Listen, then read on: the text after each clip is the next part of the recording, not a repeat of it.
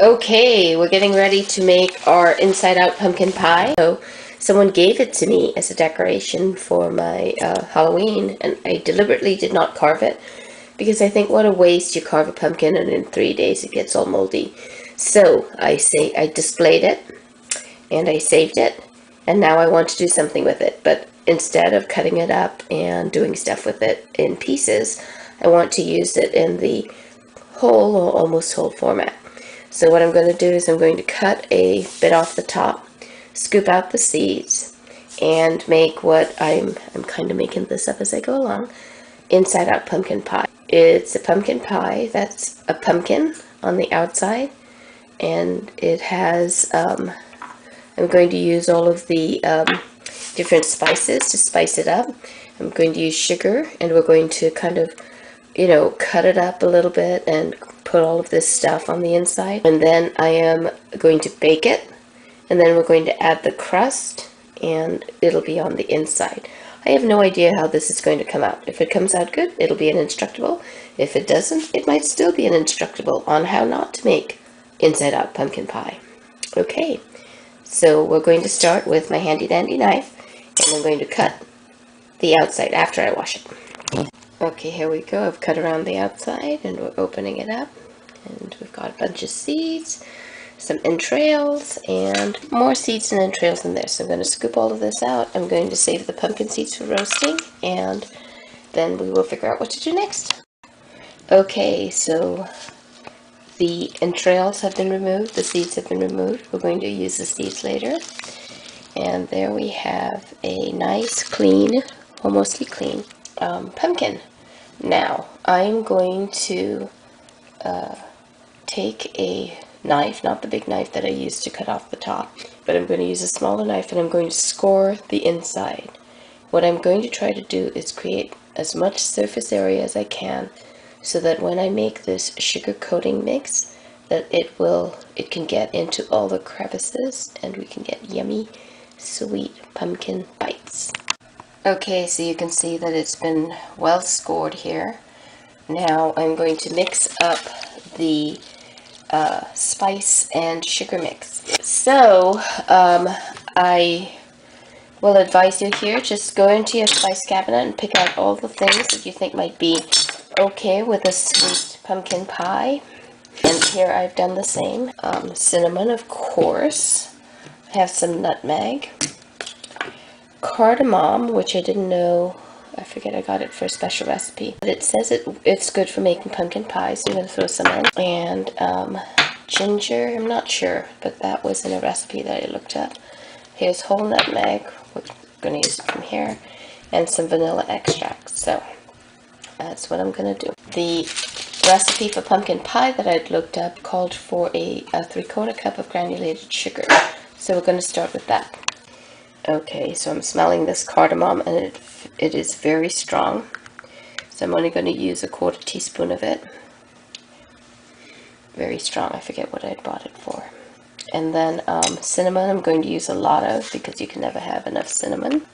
I am not going to use the ginger, because that on top of the cardamom could be a problem. But I am going to use, and I'm not going to measure it, several twists of nutmeg.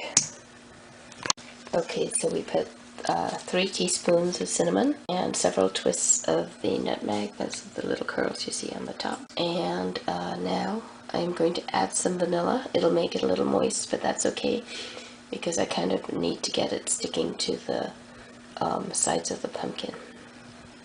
And then I've got my oven set at 400. I should look it up, but I'm just going to go with it. And I think at this point we're trying to get a lot of the water out of the pumpkin, at the same time infusing the pumpkin, the remaining pumpkin, with the sugar mix. Okay, so what's happening here is that the 3 teaspoons of vanilla that I added aren't enough to make the sugar mix moist, which I'm not even sure I need to get it moist, but since we haven't yet added any milk, I'll add a little bit of milk to moisten it up some more. Okay, I've added some milk, so this is no longer non-dairy, which I thought that we could call it a non-dairy inside-out pumpkin pie, but no more. And just enough to make it so that it could be a sticky gooey mess inside of the pumpkin. Now I've made sure that there are no punctures on the pumpkin so that it'll all stay inside. Now I'm going to pour the sticky gooey mess inside the pumpkin and then spread it around. So here we go, pouring it in. Hey, it looks almost like molasses. There's an idea. Molasses pumpkin pie.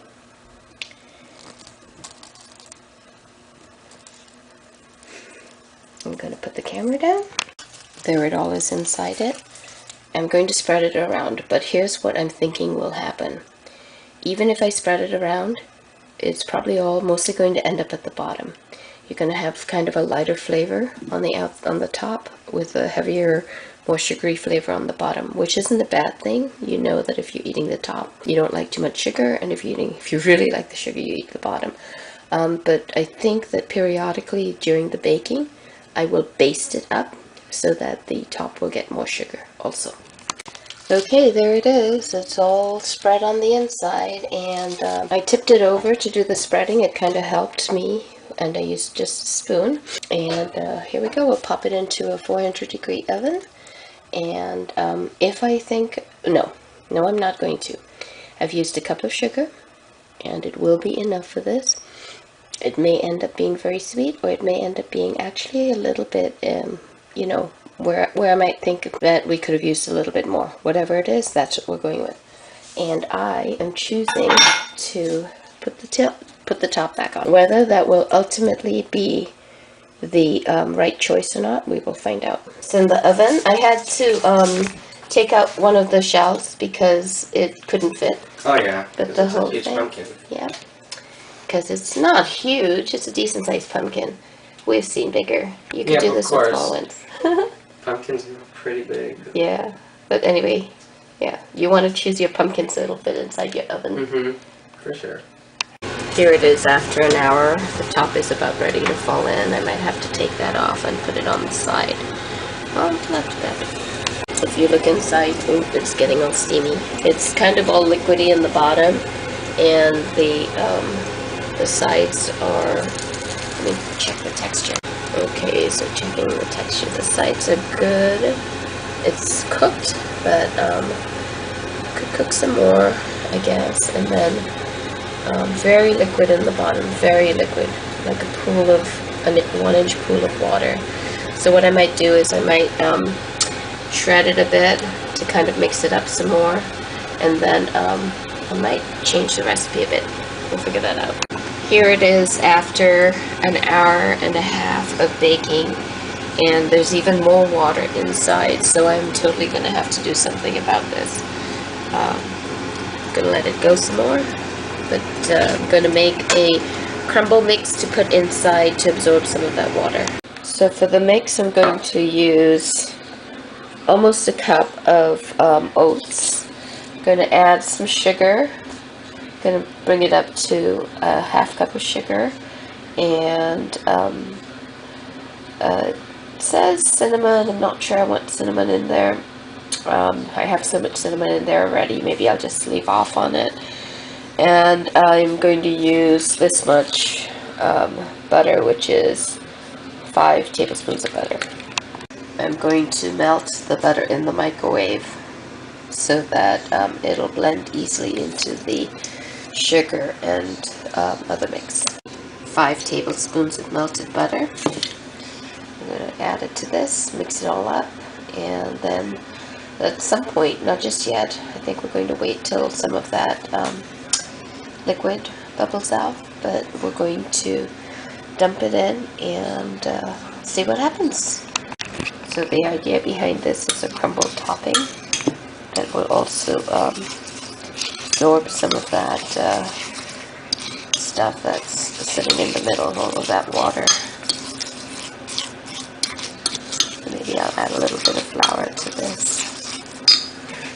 This is looking pretty good, but I am beginning to suspect that when I dump it in the middle of that pumpkin, there is so much water already in that pumpkin that it might just become like a giant bowl of oatmeal mush, oatmeal pumpkin mush. And then I don't know what it's going to look like when it hardens, so this will be interesting. I punched the top to make sure that the steam can escape. Okay, so we're making some decisions here. I do not want to pour that crumble in with quite that much water in there, so I am going to put it on broil and try to get some of that water in there to bubble out. And so let's set it on 10 minutes. Oh wait, so okay, well it's set on 20, so let's do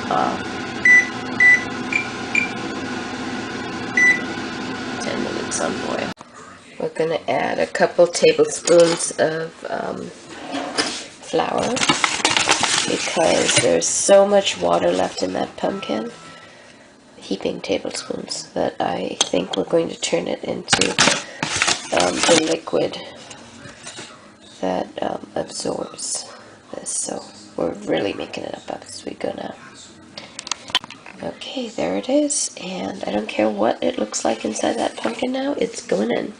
It's getting a little burnt because I have it on broil. I'm going to put it back on bake, 400 start. Ooh, yikes. So here, notice how crunchy the outside is. And I've put the oats in the middle, and I'm stirring it up. I'm sure hoping that this will actually cause it to become somewhat pie-like. We might have sweet pumpkin soup. Okay, what do we have now? Yep, oatmeal soup. Yikes. Good breakfast? I don't know what to do. Let's just let it go. Maybe I should put it in a pot and cook it? Okay, a critical part of this recipe is going to be added, and it involves taking out some of the liquid so that we can save it for another yummy recipe. And we're going to basically extract the excess liquid from this, and if I were to do this again, I would do it before I put in the oatmeal. It's very thick.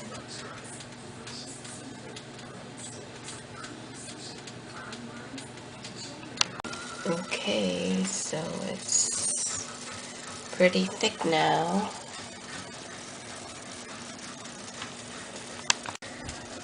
It's coming. Oh, not bad. Maybe this could turn into something after all. Getting very soupy. It's coming. It's thickening up. I guess if we left it another half an hour or so. Top is getting very, very well done. Yum. Right, have a taste of that. Alright. Okay, I just remembered I have a convect feature on this, and I kind of think that's a good idea. So we're going to start the 400-degree convect, because that'll help the air to move around, hopefully take the water out of the pumpkin.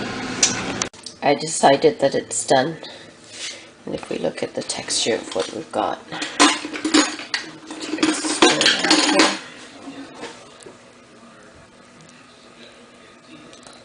it's actually looking pretty good. I think that just sitting out will cause it to thicken up a bit.